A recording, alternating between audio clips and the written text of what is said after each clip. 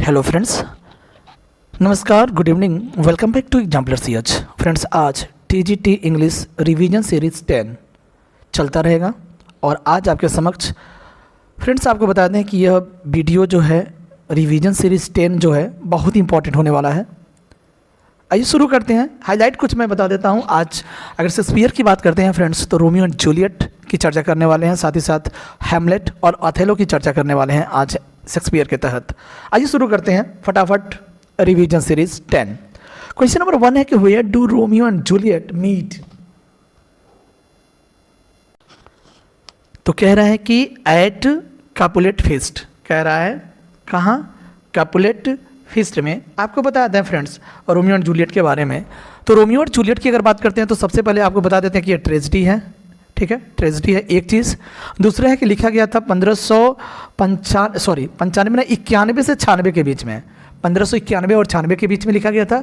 Publish होता है क्वाडो addition में 1597 में। एक चीज़ सोर्स की अगर बात करते हैं तो आर्थर ब्रुक्स का एक बुक है रोमियो एंड जूलियट जो 1562 में आया था, उसका इस जो रोमियो और जूलियट का सोर्स है। सेटिंग की बात करते हैं तो वेरोना और मंटुआ में इसका सेटिंग है, ठीक है, इसको ध्यान में रखिएगा। चलिए अब आपको बता दें दो जो परिवार है इसमें, जो रोमियो एंड जूलियट में, स्पेशली एक कैपुलेट फैमिली है और एक मोंटेग है, ठीक है। तो मोंटेग बिलोंग करता है कौन, रोमियो, और कैपुलेट जो है से बिलोंग करती है जूलियट। चलिए तो कह रहा है कि रोमियो एंड जूलियट कहाँ मिलते हैं, तो एक कैपुलेट फीस्ट होता है, दावत होता है, उसमें जाकर के दोनों मिलते हैं। हु किल्स मर्क्यूसियो, मर्क्यूसियो को कौन मारता है, तो टाइबाल्ट है। टाइबाल्ट जो है मर्क्यूसियो को मार देता है। मर्क्यूसियो है कौन, तो रोमियो का फ्रेंड है, ठीक है, रोमियो का फ्रेंड है, टाइबाल्ट उसे मार डालता है। नेक्स्ट है कि who proposes that a gold statue of Juliet to be built in Verona, Montague. तो मोंटेग फैमिली ने ये प्रपोज किया था, तो प्रस्ताव रखता है कि गोल्डन स्टैच्यू बनाया जाएगा किसका, जूलियट का, वेरोना में। ये किसने बोला है, मोंटेग फैमिली ने बोला है। On what day do Romeo and Juliet meet, किस दिन रोमियो एंड जूलियट मिलते हैं, ये बड़ा इंपॉर्टेंट क्वेश्चन है। तो वो संडे का दिन था, ठीक है, रविवार था, ठीक है, जब दावत बन रहा था तो वो संडे का दिन था, वहाँ पर रोमियो और जूलियट का मुलाकात होता है। With home is Romeo madly in love for the first 2 scenes of the play. Starting के एक्ट फर्स्ट के 2 सीन्स में जो रोमियो है ना, एकदम पागलों की तरह प्यार करता था। तो किसके प्यार में था, तो वो रोजालीन के प्यार में था, ठीक है। और आपको बता दो उस दावत में रोजालीन को देखने ही पहुंचा था, लेकिन जैसे ही वो रोमियो जो है जूलियट को देखता है, रोजालीन को भूल जाता है। तो ये भी इंपॉर्टेंट क्वेश्चन बन सकता है, ध्यान रखिएगा। नेक्स्ट क्वेश्चन है which character claims to hate peace, और कौन सा कैरेक्टर है जो ये दावा करता है कि वो क्या करना है, उसे यानी शांति से नफरत करना है, शांति से नफरत करना है। टाइबाल्ट है। और टाइबाल्ट के कैरेक्टर की बात करते हैं तो जूलियट का कजिन है, रोमियो का कजिन बेनवोलियो है, और टाइबाल्ट जो है जूलियट की कजिन है, ठीक है। चलिए who stops the street battle, तो कह रहा है कि स्ट्रीट बैटल कौन बंद करवाता है, वह है प्रिंस स्कालस। और प्रिंस स्कालस जो है प्रिंस ऑफ वेरोना है, ठीक है, प्रिंस ऑफ वेरोना है, इसको भी ध्यान में रखिएगा। Why does Romeo agree to go to the feast, अच्छा क्यों रोमियो जो है जब उसे कहा जाता है कि फीस्ट में जाने के लिए, तो क्यों रोमियो तैयार हो जाता है, तो ही होप्स टू सी रोजालीन, क्योंकि वो रोजालीन के प्यार में रहता है, इसलिए वो उम्मीद करता है कि हो सकता है रोजालीन भी वहाँ दिख जाए। नेक्स्ट है कि which character first persuades Romeo to attend the feast, यानी कौन लालच देता है बेनवोलियो, यानी कौन सा ऐसा कैरेक्टर है जो रोमियो को लालच देता है फीस्ट में जाने के लिए, अटेंड करने के लिए, तो बेनवोलियो है। बेनवोलियो ही जाकर के उससे कहता है कि भाई चलो, तो वो चला भी जाता है और इसी उम्मीद में चला जाता है कि रोजालीन वहाँ पर दिखाई दे देगी, ठीक है। तो बेनवोलियो कौन है, कजिन है रोमियो का, ठीक है फ्रेंड्स। चलिए आगे बढ़ते हैं, क्वेश्चन नंबर 10 की ओर मूव करते हैं। Who criticised this play saying it is a play of itself the worst that I have ever heard in my life. Samuel Pepys ने इस ड्रामा को क्रिटिसाइज किया और कहा कि यह अपने आप में बेकार है, खराब नाटक है, जिसको मैंने जीवन में पहली बार सुना है, किया सुना होगा, कुछ इस तरह की लाइन है। सैमुअल पेपिस के द्वारा ये लाइन बोला गया है, ध्यान रखिएगा। और हम बात कर रहे हैं रोमियो एंड जूलियट की, इसको भी ध्यान में रखिएगा। क्वेश्चन नंबर 11 की ओर, who consider this play as one of Shakespeare's most pleasing plays. तो मोस्ट प्लीजिंग प्लेस जो है फ्रेंड्स आपको बता दें किसने बोला है, डॉक्टर जॉनसन ने बोला है, सैमुअल जॉनसन ने बोला है किस प्ले को, रोमियो एंड जूलियट को मोस्ट प्लीजिंग बोला है। स्टार लगा सकते हैं। आगे बढ़ते हैं, who is the last character. अब चलते हैं फ्रेंड्स, अब आपको बता दूं, अब हम लोग चलते हैं इधर हैमलेट की ओर। तो अगला जो क्वेश्चन है वो कह रहा है कि who is the last character to die in the play. तो वो हैमलेट, ठीक है, यानी हैमलेट में अंतिम जो कौन सा कैरेक्टर है जो मरता है वो हैमलेट यानी प्रिंस हैमलेट है जो मर जाता है लास्ट में। Which of the following characters can not see the ghost. तो गर्ट्यूड है जो प्रिंस हैमलेट की माँ है, वो किसको, घोस्ट को नहीं देख सकती। Next, how many characters die during the course of the play.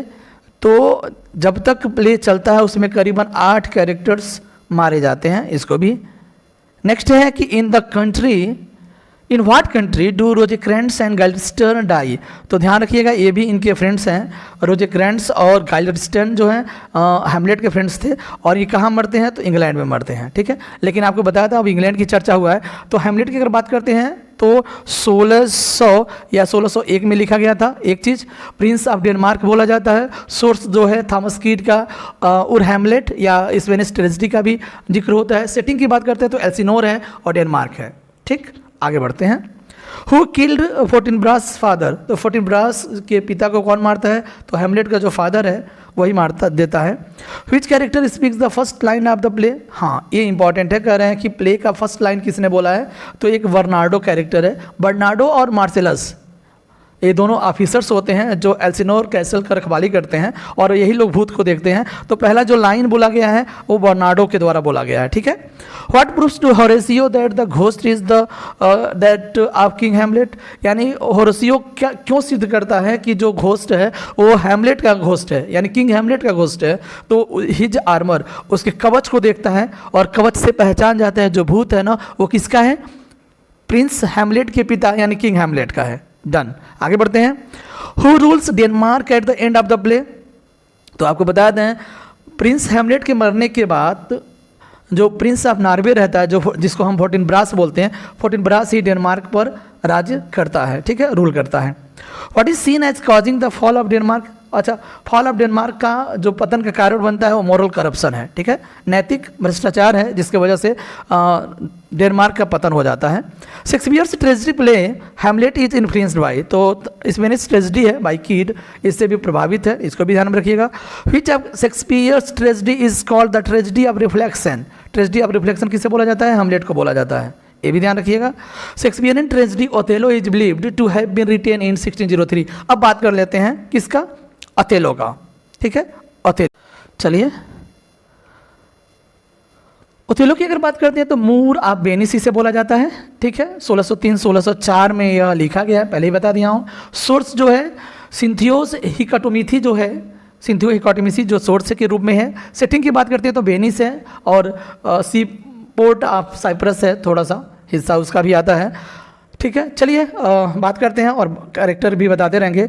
तो सबसे पहले क्वेश्चन ये पूछ रहा है कि कब लिखा गया था, तो 1603-4 में लिखा गया था। और सेकंड क्वेश्चन है यानी 24 जो है, हु इज डेस्टिमोनास फादर, यानी डेस्टिमोना के पिता का क्या नाम था, तो ब्रेवेंटियो था, ब्रेवेंटियो था, इसको ध्यान में रखिएगा, ठीक है, Brabantio, Desdemona's father. Whom does Cassio stab. अच्छा, कह रहा है कि कैसियो जो है किसको चाकू घोंपता है, ठीक है, तो वह मोंटैनो। तो मोंटैनो को तो पहले बात तो आपको बता देता हूँ कि कैसियो कौन है फ्रेंड्स। तो कैसियो जो है वो सॉरी कैसियो कौन था, हाँ, कैसियो जो है ओथेलो का कैप्टन है। कौन है, ओथेलो का कैप्टन है। मोंटैनो की अगर बात करते हैं फ्रेंड्स, तो मोंटैनो जो है वो गवर्नर ऑफ साइप्रस है, यानी लेकिन इस समय का नहीं, यानी फार्मर गवर्नर ऑफ साइप्रस है। कैसियो जो इसका पूरा नाम जो है कौन है, माइकल कैसियो, हाँ, माइकल कैसियो इसका पूरा नाम है। मोंटैनो को मार डालता है, ठीक है। नेक्स्ट बढ़ते हैं, हु स्टील्स डेस्टिमोनास हैंडकरचीफ, यानी डेस्टिमोना के जो हैंडकरचीफ होता है वो कौन चुराता है, तो इमिलिया, ठीक है। इमिलिया जो है इयागो की वाइफ है, ध्यान रखिएगा, इयागो की वाइफ है। और इयागो के भी ओथेलो का कैप्टन है, दो लोग ओथेलो के कैप्टन्स हैं, एक है इयागो और दूसरा माइकल कैसियो। और ओथेलो कौन है, द मूर ऑफ है, मूर है और जनरल इन द मिलिट्री। आगे बढ़ते हैं, नेक्स्ट क्वेश्चन कह रहा है कि how does Imiliya die, Imiliya कैसे मरती है। तो आपको बता दें कि इयागो स्टेप्स हर, इसमें सिर्फ चाकू ही घोंपा गया है। इयागो जो है इमिलिया को चाकू घोंप करके मार डालती है, सॉरी मार डालता है। नेक्स्ट क्वेश्चन कि what does Othello do after his final speech, अंत स्पीच के बाद वो क्या करता है ओथेलो, तो किल्स हिमसेल्फ, अपने आप को जान से मार डालता है, ये भी ध्यान में रखिएगा। Who does Iago frame as having an affair with Desdemona, तो यागो यह आरोप लगाता है कि कैसियो का डेस्टिमोना से अफेयर है, ऐसा यागो कहता है। हाउ डज डेस्टिमोना डाई, अच्छा डेस्टिमोना कैसे मरती है, तो ओथेलो स्मोदर्स हर विथ ए पीलो, यानी तकिया से उसका मुंह दबा करके दम घोट देता है, होता है ना दम घोट देना, ठीक है, दम घोटने से उसका मौत हो जाता है डेस्टिमोना का। अब देखिए ओथेलो अपने पत्नी को स्मोदर्स कर देता है डेस्टिमोना का, उधर आप चलिए जो यागो है इमिलिया को जान से मार डालता है, इधर और चलिए जो कैसियो है मोंटानो को मार डालता है। आगे बढ़ते हैं, what happens to Iago at the end of the play, अब देखिए प्ले के अंत में यागो का क्या होता है, तो he is sentence to death, उसे फांसी की सजा दे दी जाती है। कितने वर्ष का यागो है, तो 28 वर्ष का है। From home did Desdemona first here the song of willow, किससे, जो सॉन्ग ऑफ विलो बड़ा इंपॉर्टेंट है, सॉन्ग ऑफ विलो किससे डेस्टिमोना सबसे पहले सुनती है, तो अपनी मम्मी के जो एक मेड सर्वेंट है, मेड बारबेरी से वो सुनती है, इसको भी ध्यान में रखिएगा। With whom does Cassio dine the night he is stabbed, जब कैसियो को चाकू घोंपा गया था तो वो किसके साथ रात्रि का भोजन कर रहा था, तो बियांका थी, क्योंकि बियांका जो है कैसियो की लवर है, कैसियो की लवर है, इसको भी ध्यान में रखिएगा। एक कैरेक्टर रेडिगो है जो डेस्टिमोना के प्यार में है, ठीक है, ये भी ध्यान रखिएगा। Iago has been described as a motiveless malignity, Iago जो है मोटिवलेस मैलिग्निटी का मतलब होता है निराधार दुर्भावना, निराधार दुर्भावना जो है वो उसे बोला जाता है। और आपको ध्यान होना चाहिए कि मोटिवलेस मैलिग्निटी जो है किसने डिस्क्राइब किया है, तो एस टी कॉलरिज साहब ने डिस्क्राइब किया, इसको भी ध्यान में रखिएगा। Who said यागो is an accurate portrait of psychopath, कह रहा है कि एक्यूरेट जो चरिचित्रण है किसका, साइकोपैथ का, साइकोपैथ माने मनोरोगी का एक एक्यूरेट पोर्ट्रेट है इयागो, ऐसा फ्रेड वेस्ट ने बोला है, फ्रेड वेस्ट ने ऐसा बोला है, इसको भी ध्यान में रखिएगा। नंबर 37 की अगर बात करते हैं तो हु रोड शेक्सपियरियन डायमेंशंस, तो शेक्सपियरियन डायमेंशंस को किसने लिखा है, जो 1984 में आता है वो है George Wilson night, George Wilson night. Who wrote the fools of Shakespeare जो 1913 में आया है, किसके द्वारा लिखा गया है, तो वार्डे फ्रेडरिक के द्वारा, वार्डे फ्रेडरिक के द्वारा। नेक्स्ट है कि who wrote Hamlet and the distracted globe जो 1978 में आया था, एंड्रयू जॉन गुर्र के द्वारा लिखा गया है, एंड्रयू जॉन गुर्र के द्वारा लिखा गया है Hamlet and the distracted globe. Who wrote the Bible in Shakespeare, the Bible in Shakespeare जो 2013 में लिखा गया है, हैमलिन और हैनिबल के द्वारा लिखा गया है। The Bible in Shakespeare 2013 by Hamlin and Hannibal के द्वारा लिखा गया, इसको भी ध्यान में रखिएगा। अब बढ़ते हैं हिस्ट्री ऑफ इंग्लिश लिटरेचर की ओर, फटाफट चलते हैं इंपॉर्टेंट क्वेश्चंस का पुलिंग। 41 कह रहा है कि who wrote in defence of poetry, तो इन डिफेंस ऑफ पोइट्री जो है सेली के द्वारा लिखा गया है। The play boy of the western world, ये इंपॉर्टेंट वर्क है किसका, सिंजे साहब का, ठीक है, सिंजे साहब का प्ले है play boy of the western world, इसको भी ध्यान में रखिएगा। साइलेंट वीमेन की एक प्ले है बेन जॉनसन के द्वारा, साइलेंट वीमेन बेन जॉनसन के द्वारा लिखा गया एक प्ले है। The duchess of Malfi John Webster के द्वारा लिखा गया एक प्ले है जो 1623 में देखने को मिलता है, पब्लिश होता है। द डचेस ऑफ माल्फी बहुत इंपॉर्टेंट है जॉन वेबस्टर का। किडनैप्ड जो है आरियल स्टीवेंसन के द्वारा लिखा गया एक वर्क है किडनैप्ड। बात करते हैं next, beside being a poet Chaucer बात, तो चासर जो हैं पोएट के अलावा एक डिप्लोमेट भी थे, ठीक है, डिप्लोमेट थे, राजनयिक थे। बेकन्स इससे वे इन्फ्लुएंस बाय मोंटेग, तो आपको बता दें फादर ऑफ एसे की बात करते हैं तो मोंटेग्न है, फादर ऑफ इंग्लिश एसे की बात करते हैं तो बेकन साहब हैं, फादर ऑफ प्रिंस ऑफ एसे की बात करते हैं तो चार्ल्स लैम्ब है, ये तीनों लोग हैं यहाँ मौजूद एक साथ। तो चासलैम वर्कड एज अ कलर के रूप में काम किए थे। In which play the lines appear what a falling of was there. ये देखिए हेमलेट की लाइन है, what a falling of was there, Hamlet के द्वारा बोला गया है। यार स्पेशली कौन बोला है? घोस्ट ऑफ किंग हेमलेट, जो किंग हेमलेट का भूत है ना, वह बोला है कि what a falling of was there. आपको बता दें 15 का मतलब होता है एक्ट फर्स्ट, सीन 5th में यह लाइन बोला गया है, what a falling of was there. Hamlet की लाइन है और बोलता कौन है? Ghost of king Hamlet. बढ़ते हैं नेक्स्ट क्वेश्चन की ओर। The name of William Golding's first novel is, तो कहना है कि विलियम गोल्डिंग का पहला नावल है लॉर्ड ऑफ द फ्लाइज। और लॉर्ड ऑफ फ्लाइज जो बात करते हैं 1954 में पब्लिश होता है by William Golding. Which is commedia manner, commedia manner क्या होता है? तो the way of the world. अब पूछ रहा है कि निम्नलिखित में से कौन सा जो वर्क है वो कॉमेडिया मैनर है, तो मैंने दे दिया the way of the word जो है, स्पेशली जो कॉमेडिया मैनर में गिना जाता है, काउंट किया जाता है। किपलिंग की बात करते हैं। किपलिंग वाज बॉर्न इन 1865 में किपलिंग साहब पैदा हुए थे। The monk Augustine came into England in 597, यानी 597 में मॉन्क अगेंस्टाइन इंग्लैंड आए थे, इसको भी ध्यान में रखिएगा। द बैटल ऑफ माल्डेन की बात करते हैं, कब लड़ा गया था? तो 991 में लड़ा गया था द बैटल ऑफ माल्डेन। मेरी लैम्ब चासलैम की बहन थी, इंसेनिटी की वजह से यानी पागलपन की वजह से अपने मदर को चाकू से मार डाली थी। नेक्स्ट है कि the selfish giant. The selfish giant आपको बताया था ऑस्कर वाइल्ड का एक स्टोरी, ऑस्कर वाइल्ड। और बात करते हैं अगर जो सेल्फिश जायंट है ना, सेल्फिश जायंट जो लिखा गया था या पब्लिश हुआ था 1888 में, इसको भी ध्यान में रखिएगा। The setting of Walpole novel, Walpole का एक इंपॉर्टेंट नावल है जिसे हम गॉथिक नावल से भी जानते हैं। The Castle of Otranto, Castle of Otranto जो है उसका सेटिंग है मेडिवल इटली है, और मेडिवल इटली में यह इसका सेटिंग है the Castle of Otranto. Gothic novel है। अगर क्वेश्चन नंबर 57 की बात करते हैं तो 1764 में पब्लिश होता है, इसको भी ध्यान में रखिएगा। नेक्स्ट है कि who wrote look back in anger. John Osborne के द्वारा लिखा गया एक प्ले है लुक बैक इन एंगर, ठीक है, पब्लिश होता है 1956 में। एक प्ले है, इंपॉर्टेंट प्ले है जो अक्सर पूछा जाता है, लुक बैक इन एंगर या होरेस वालपोल का जो द कैसल ऑफ ओटरेंटो है ना, बड़ा इंपॉर्टेंट क्वेश्चन है, TRE 2 में भी पूछा गया था बिहार के एग्जाम में। नेक्स्ट क्वेश्चन की बात करते हैं, who wrote the Devil of Loudun. The Devils of Loudun जो है एल्डस हक्सले के द्वारा लिखा गया है, ठीक है, एल्डस हक्सले के द्वारा 1952 में पब्लिश होता है। Fielding wrote Joseph Andrews, Fielding का जोसेफ एंड्रयूज जो है एक पैरोडी है किसके? पमीला जो है ये भी नॉवेल है किसके द्वारा? रिचार्डसन के द्वारा डन। आगे बढ़ते हैं। The Indian novelist who won the Booker prize in 1997 was, तो कह रहे हैं कि 1997 में बुकर प्राइज मिला था अरुंधति राय को, किसके लिए? The God of Small Thing, the God of Small Thing के लिए इन्हें मिला था बुकर प्राइज 1997 में।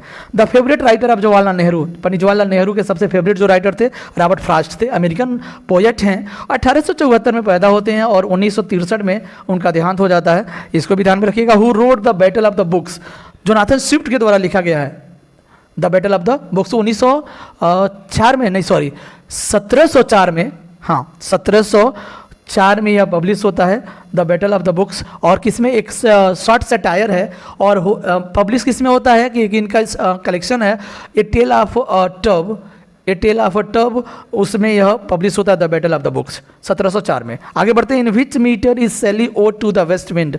हाँ, वेस्ट विंड जो लिखा गया है टर्जा राइमा में लिखा गया है, ठीक है, ode to the west wind.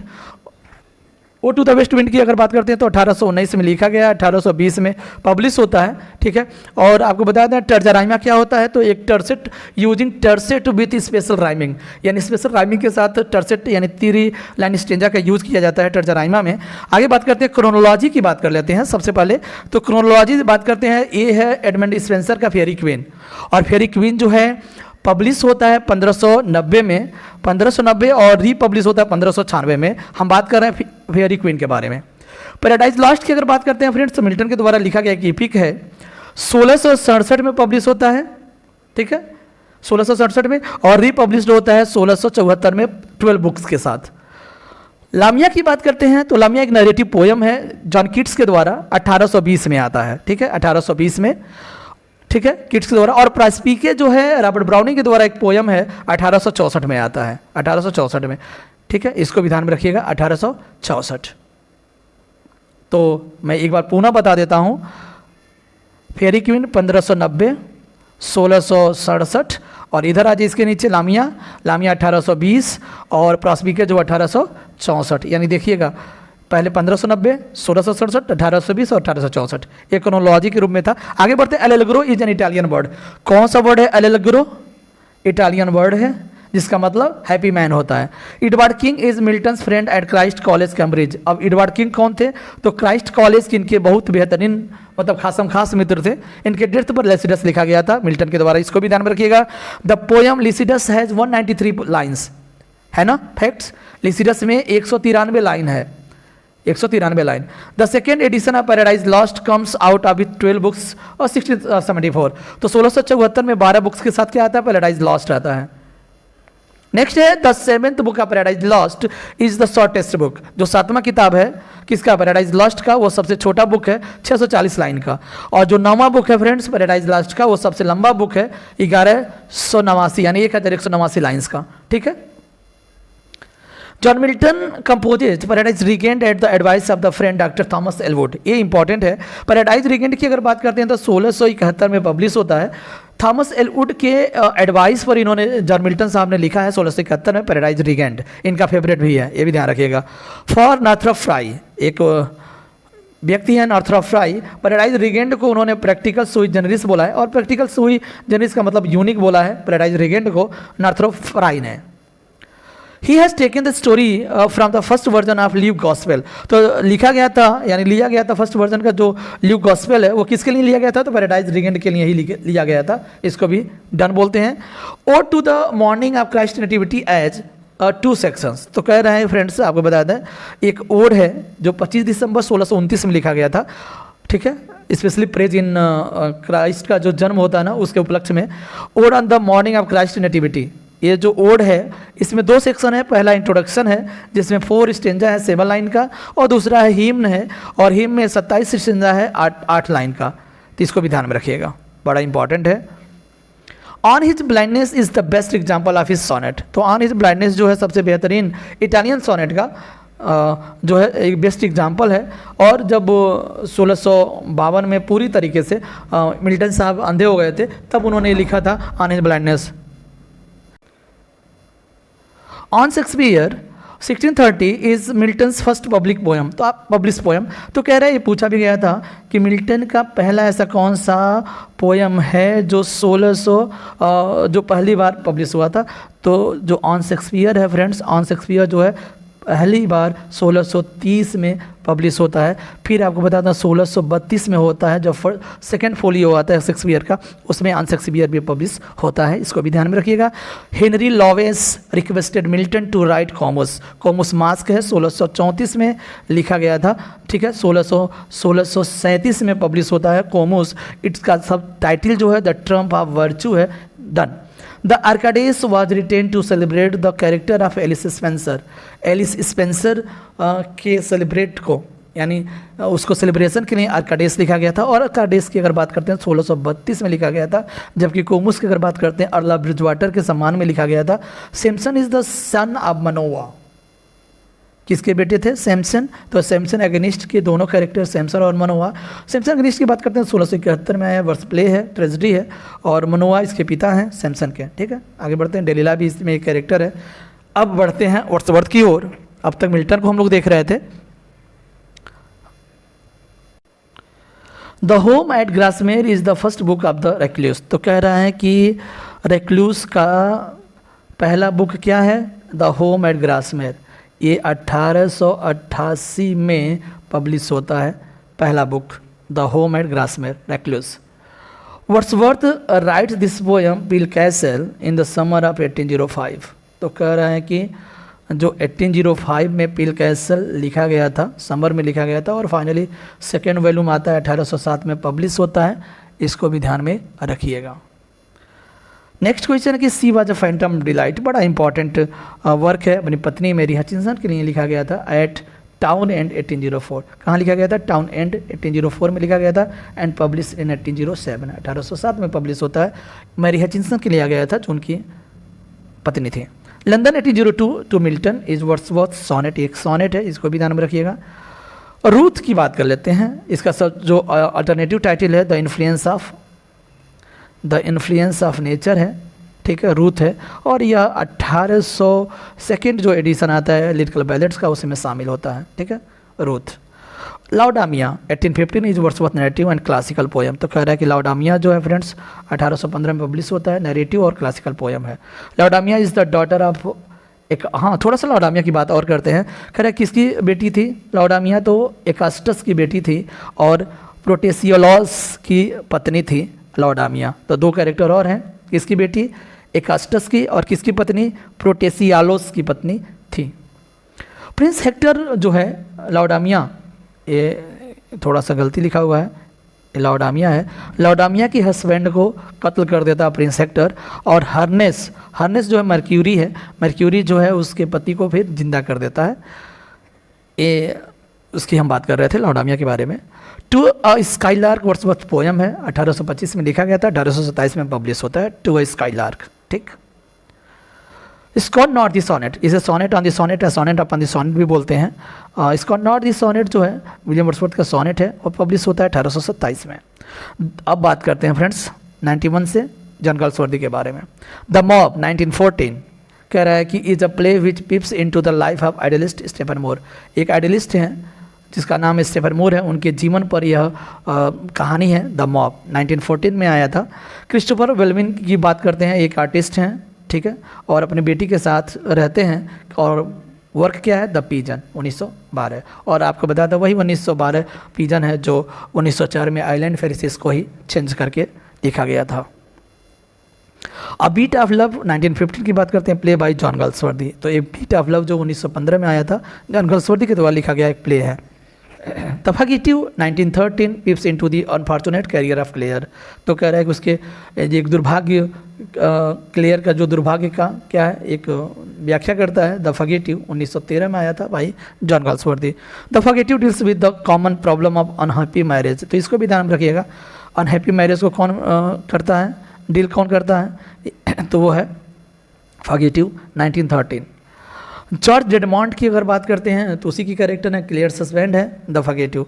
तो फगेटिव में जॉर्ज डेडमॉन्ट कौन है? क्लेयर के हस्बैंड हैं। विंडोज़ की बात करते हैं 1922, एक और वर्क आता है लॉयल्टीज़। लॉयल्टीज़ जो है फ्रेंड्स आपको बताता है, लॉयल्टीज़ जो है वो भी 1922 में ही आया था। फारसाइट सागा की बात करते हैं तो 1922 में पब्लिश होता है। तो ये तीनों वर्क ध्यान रखिएगा। इसमें कह रहा है कि पिप्स into the unfortunate faith, faith एक पर्सन है जो लड़की है कह सकते हैं, जो है उसका जीवन के बारे में बताया गया विंडोज़ 1922 में, ठीक है। फैथ आगे बता रहा है कि faith becomes the mother of an illegitimate child, एक अवैध या एक नाजायज़ बच्चे की माँ बन जाती है faith. When she is 18 years old, जब 18 साल की फैथ होती है तो वह एक बच्चे को जन्म देती है जो बच्चा नाजायज़ होता है। फैथ किल्स हर 2 days ओल्ड इन्फेंट, और 2 दिन के उस बच्चे को वो मार डालती है, ठीक है, और उसकी वजह से उसे इन्फेंटिसाइड की वजह से उसे जेल भी होता है। John Wilder is a hot tempered man in a family man, तो फैमिली मैन में 1921 में जो है जॉन वाइल्डर जो एक हॉट टेम्पर्ड मैन है, किस में? फैमिली मैन में 1921 में आया था। अब चलते हैं जो आपको नौकरी दिलाएगा, जॉब दिलाएगा, स्पेलिंग की बात करते हैं। सबसे पहले बात करते हैं एक्सीलरेट। एक्सीलरेट का मतलब होता है, आप एक्सीलरेशन पढ़े होंगे, त्वरण। एक्सीलरेट का मतलब होता है गति बढ़ाना। तो स्पेलिंग थोड़ा सा ध्यान में हम लोग रखेंगे, ACCELERATE है, ठीक है, गति बढ़ाना, गति बढ़ाना। एसेंचुएट, एसेंचुएट का मतलब होता है दबाव का चिन्ह, दबाव का चिन्ह, ठीक है, एसेंचुएट। एकोमोडेट का कई बार पूछा गया, TGT 2004 में पूछा गया। एकोमोडेट का मतलब अक्सर पूछा जाता है ACCOMMODAT, तो ये होता है समायोजित करना। अकम्पनीमेंट संगत होता है, ACCOM अकम्पनीमेंट, PANIMENT संगत, संगत। अप्रॉक्सीमेटली, अप्रॉक्सीमेटली मतलब होता है लगभग, और इसका भी स्पेलिंग ध्यान रखिएगा, 2004 में पीजीटी में पूछा गया, APPROXI, अप्रॉक्सीमेटली। सिनोनिम्स की बात कर लेते हैं। एबिस्मल, एबिस्मल मतलब होता है अथाह, एंडलेस, बॉटमलेस। एडराइट में होता है स्किलफुल और एक्सपर्ट, बोले तो कुशल और प्रवीण होना, किसी काम में दक्ष होना। ऑडेसिटी का मतलब होता है साहस, बोल्डनेस, करेज, इसको भी ध्यान रखिएगा, इंपॉर्टेंट है। ऑडेसिटी कई बार पूछा भी गया है। बेनवोलेंट कह रहा है कि बेनवोलेंट, बेनवोलेंट का मतलब होता है बीनिंग और जनरस, उदार, ठीक है, सौम्य, और कह सकते हैं परोपकारी भी कह सकते हैं। कैप्राइस का मतलब होता है फ्री ख्वीम, तो कह रहे हैं कैप्राइस का मतलब होता है सनक, मौज मस्ती, पागलपन। एंटोनिम्स की बात करते हैं। डिराइड, अब कह रहे हैं कि डिराइड का मतलब होता है उपहास उड़ाना, और इंस्पायर मतलब होता है किसी चीज़ से प्रेरित होना या साहसी बनना। तो एक होता है मजाक बनाना और एक होता है प्रेरित होना, तो दो अपोजिट है, डिराइड, इंस्पायर और करेज। एक्स्ट्रावेजेंट का मतलब होता है मिथ्याव्ययी, सॉरी एक अधिक फिजूल खर्ची होता है। एक्स्ट्रावेजेंट मतलब फिजूल खर्ची, और इकोनॉमिकल मतलब होता है मितव्ययी, कम खर्च करने वाला, फ्रूगल, माइजर। फ्रेगाइल मतलब होता है कमजोर या भुरभुरा या बिल्कुल। इंड्यूरिंग मन होता है लंबा चलने वाला, टफ, ठीक है ना। लेनिएंट का मतलब होता है, लेनिएंट मतलब उदार होता है। अकुरियल और सेवर मतलब कठोर होता है, ठीक है। उसी तरह से पैरामाउंट, पैरामाउंट का मतलब उच्च दर्जे का। अट्राइबल और इन्फीरियर मतलब तुच्छ होता है। इडियम्स की बात कर लेते हैं फटाफट। अनेस्ट एग, इसका मतलब होता है रिटायर सेविंग्स, मतलब रिटायरमेंट सेविंग, यानी ऐसे पैसे बचाना जो भविष्य के काम आए, उससे बोलते हैं रिटायरमेंट सेविंग, जिसे हम एनेस्ट एग बोलते हैं। एस इन द होल, छिपा हुआ खजाना, इसको बोलते हैं hidden advantage. All eyes and years, all eyes years का मतलब होता है अटेंटिव, पूरे ध्यानमग्न होना, अलर्ट होना, ध्यान से सुनना। इन्स एंड आउट्स का मतलब होता है फुल डिटेल्स। ईगल आइड का मतलब होता है हैविंग शार्प विजन, यानी बहुत ही शार्प नज़र बनाए रखना। OWS की बात कर लेते हैं कि लाउड टॉक, स्पीच और क्वेरल, यानी लंबा झगड़ा करना, भाषण देना या तेज तेज बतियाना, हरिंग कहलाता है, हरेंग। A place where body are kept for identification, पहचान के लिए बॉडी को रखना, उमरगू कहते हैं। उमरगू मतलब मुर्दा घर होता है। A person who deliberately sets fire to a building, किसी बिल्डिंग में आग लगा देना, उस व्यक्ति को आर्सोनिस्ट कहा जाता है, यानी आगजननी करने वाला, arsonist. One who is fond of company, और जो संगत में रहना पसंद करता है उसे ग्रेगेरियस कहते हैं, ग्रेगेरियस कहते हैं। और आज का अंतिम question, the scientific study of structure and disease of teeth, दांत का अध्ययन और दांत की बीमारियों के अध्ययन को ओडोंटोलॉजी कहते हैं, इसे दंत विज्ञान कह सकते हैं, दंत विज्ञान कह सकते हैं, ठीक है। ये रहा आज का रिवीजन सीरीज फटाफट नंबर 10। मिलते हैं नेक्स्ट वीडियो में, बने रहिए with example research, like share करना दबा करिएगा। मिलते हैं नेक्स्ट वीडियो में, बाय बाय।